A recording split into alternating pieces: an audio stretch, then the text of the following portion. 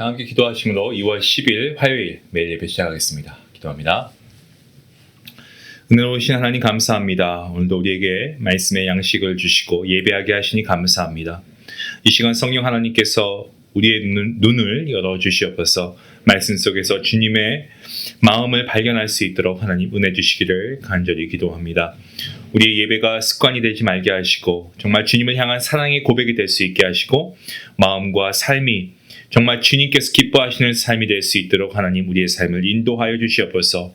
오늘 하루도 주님의 은혜 안에서 정직하게 살아가게 하시고 우리가 만나는 모든 사람들마다 하나님의 향기를 나타낼 수 있도록 붙잡아 주시옵소서.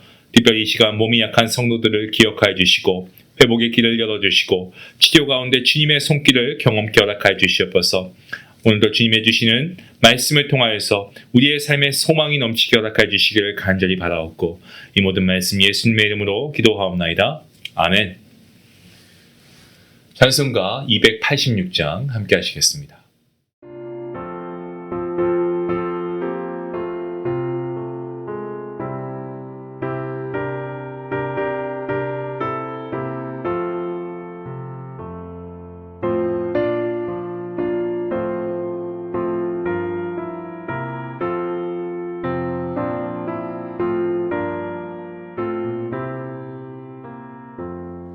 주 예수님 내 맘에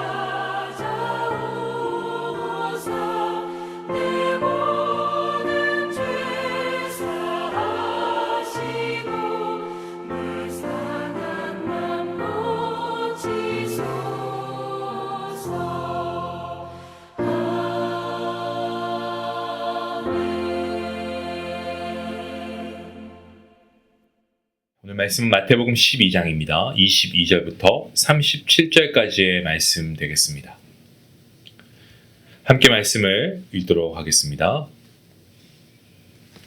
그때 귀신 들려 눈 멀고 말 못하는 사람을 데리고 왔거늘 예수께서 고쳐주심에 그 말 못하는 사람이 말하며 보게 된지라.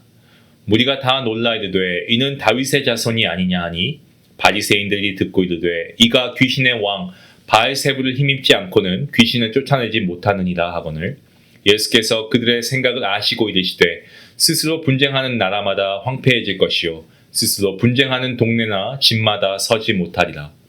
만일 사탄이 사탄을 쫓아내면 스스로 분쟁하는 것이니 그리하고야 어떻게 그의 나라가 서겠느냐.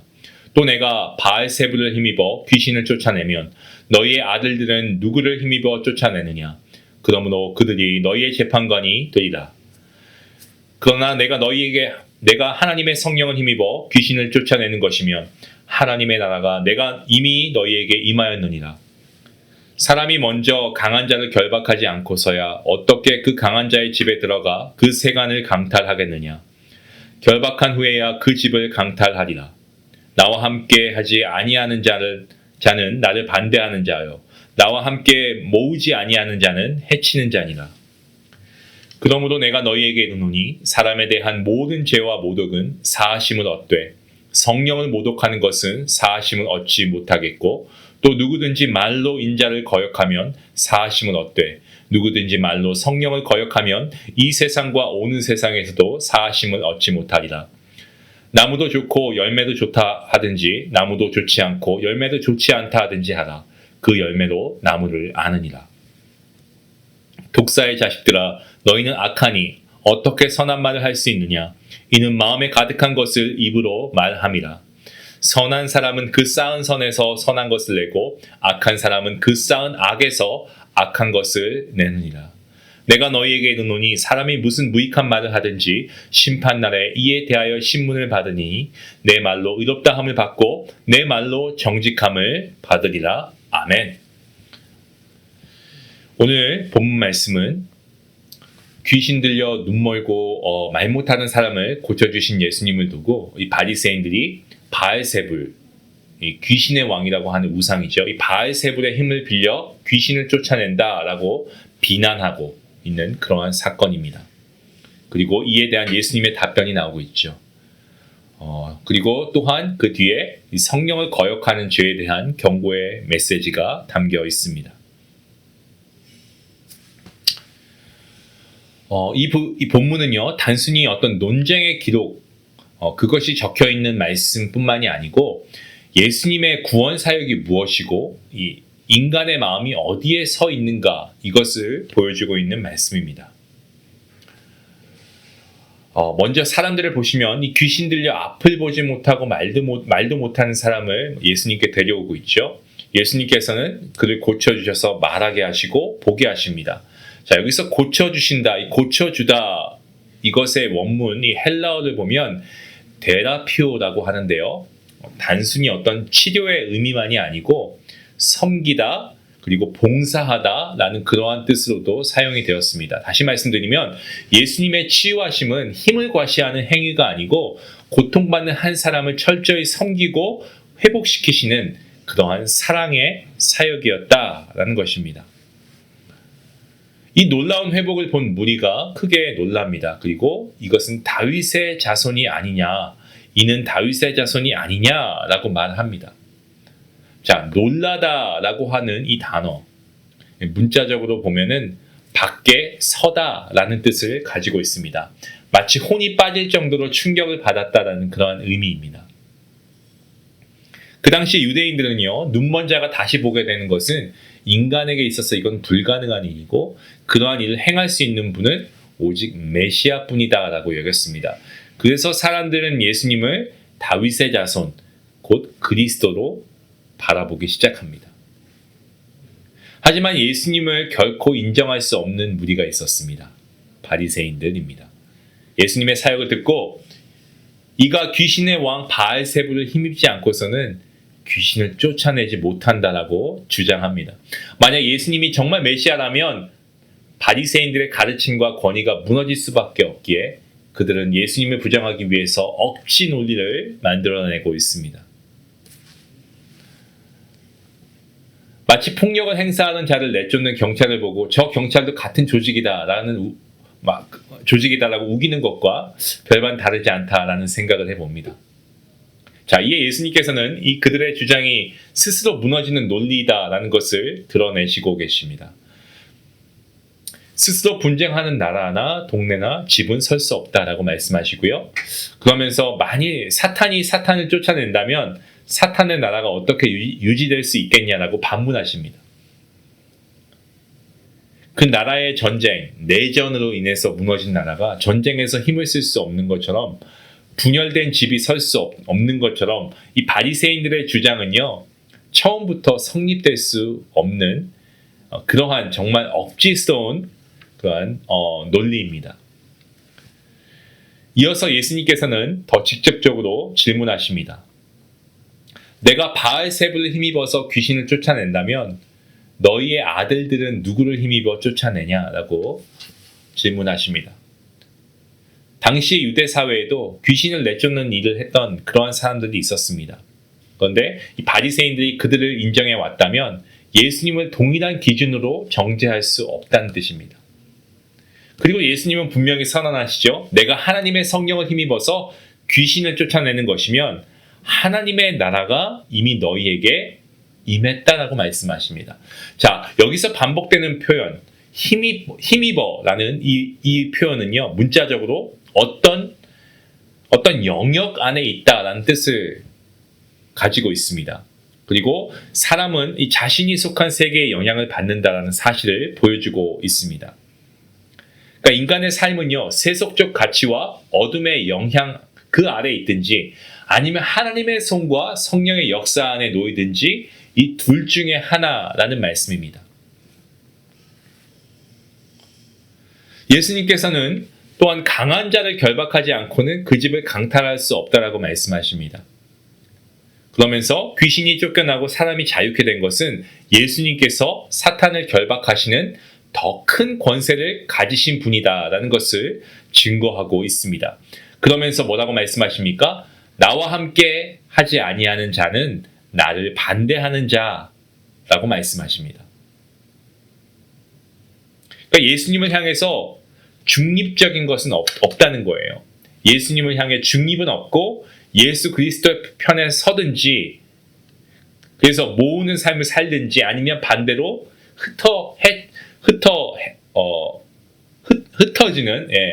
헤쳐지는 삶을 살든지 둘 중 하나라는 겁니다. 본문 31절부터 예수님께서는 성령을 거역하는 죄에 대해서 아주 엄중한 경고의 말씀하십니다. 사람의 죄와 모독은 용서받을 수 있지만 성령 하나님을 모독하는 것은 용서받지 못한다라고 말씀하십니다. 자, 이것은 인간의 무지와 한계로 인해서 예수님을 오해하거나 거부했다라고 했을 때 회개하면 용서받을 수 있지만 성령 하나님의 역사와 부르심을 끝까지 거부하면서 완고하게 닫혀버리는 그러한 태도는 돌이킬 수 없다. 돌이킬 길이 없다라는 의미입니다. 그러니까 성령의 인도하심을 평생 거절하고 끝내 돌아서지 않는다면 영원한 생명에 이를 수가 없습니다. 이어서 예수님께서는 나무와 열매의 비유로 이 바리새인들의 실상을 폭로하십니다. 좋은 나무는 좋은 열매를 맺고 나쁜 나무는 나쁜 열매를 맺고 그래서 열매를 통해서 나무를 안다라고 말씀하십니다. 바리새인들이 예수님의 사역을 두고 악한 말로 왜곡하는 것은요, 이미 그들 마음이 악한 마음으로 가득 차 있기 때문입니다. 마음에 가득한 것을 입으로 말한다라는 말씀이 있지 않습니까?